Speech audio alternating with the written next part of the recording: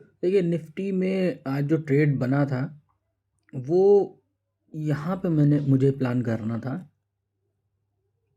इस जगह पे, ठीक है, इस जगह पे पुट के लिए।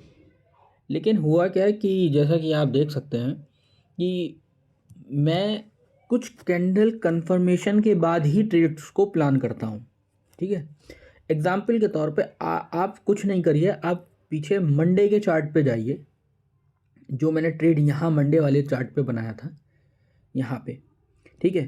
तो आप देखिए यहाँ पे कि सेम उसी लॉजिक से, ठीक है, चार्ट मिलता जुलता है और मार्केट गैप अप खुलता है और गैप अप खुलने के बाद मार्केट में स्ट्रेंथ नहीं दिखती है, तो वहाँ पे एक दो तीन चार चार कैंडल्स का मतलब होता है 20 मिनट्स, ठीक है।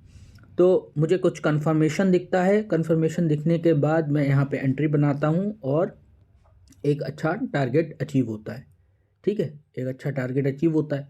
लेकिन आज क्या हुआ, आज मैंने जो ट्रेड मुझे बनाना था, तो जो ट्रेड मैंने बनाया, सॉरी नहीं बनाया, तो मैं यहाँ बनाता, लेकिन हुआ क्या, एक कैंडल बनने के बाद दूसरी कैंडल बहुत नीचे आ गई, बहुत नीचे आ गई। तो इससे क्या होगा, इससे ये होगा मेरा रिस्क जो है वो बहुत ज़्यादा बढ़ जाएगा, ठीक है।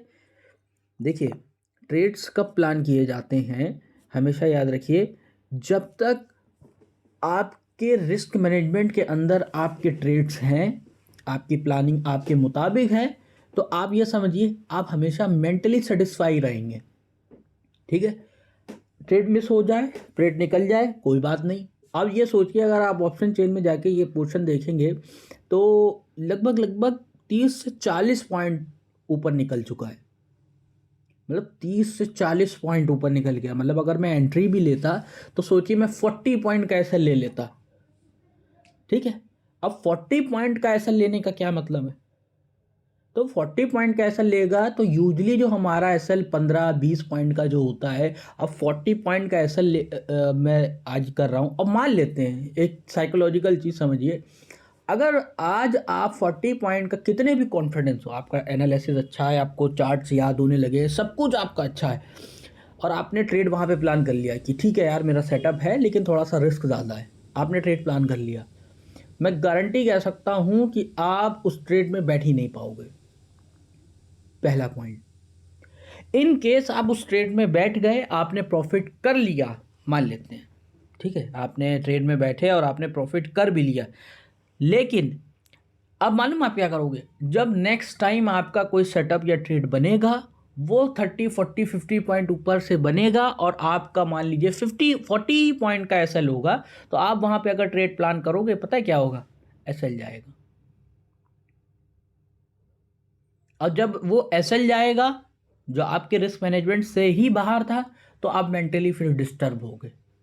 जब मेंटली डिस्टर्ब होगे तो अपने आप में रिग्रेट पोर्शन में जाओगे, जब रिग्रेट पोर्शन में जाओगे तो नेक्स्ट टाइम फिर आओगे तो फिर फोमो का धीमे धीमे शिकार होने लगोगे, है ना।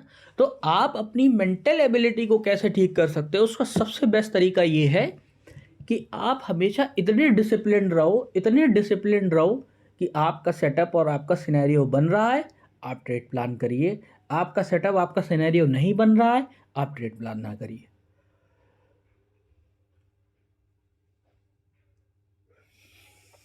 तो मैंने जो ट्रेड लेना था वो मुझे लेना था कहाँ पे, मुझे लेना था यहाँ पे।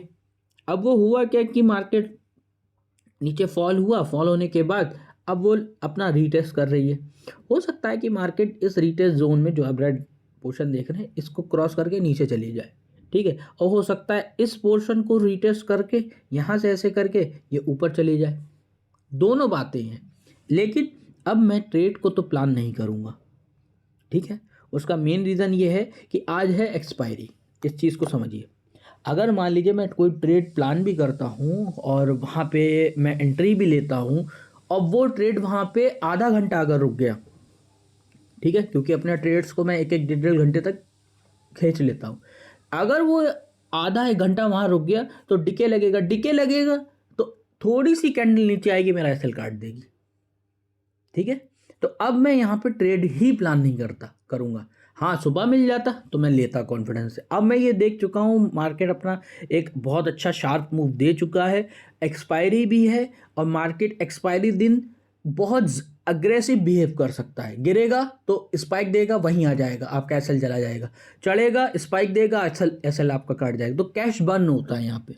और ऑप्शन बायर के लिए सबसे खतरनाक अगर कोई दिन होता है, आप समझिए, अगर उसको नॉलेज नहीं है चार्ट्स की, कैंडल की, साइकोलॉजी की, मार्केट कैसे बिहेव करता है, तो वो एक्सपायरी उसके लिए जहर है। और अगर उसे नॉलेज है चार्ट्स की, कैंडल की, एक्सपायरी ऑप्शन कैसे बिहेव करते हैं, तो हो सकता है कि वो एक्सपायरी वाले दिन बहुत कम पैसे से बहुत बड़ा पैसा बना ले। लेकिन ये होता कितनी बार है, ये महीने में एक आध बार होता है, हार्डली हार्डली एक आध बार, वो भी जब सिनेरियो बनते हैं कैंडल्स के उस तरीके के। ठीक है, तो मैंने आज कोई ट्रेड नहीं प्लान किया, हम नेक्स्ट डे ट्रेड प्लान करेंगे। Thank you so much.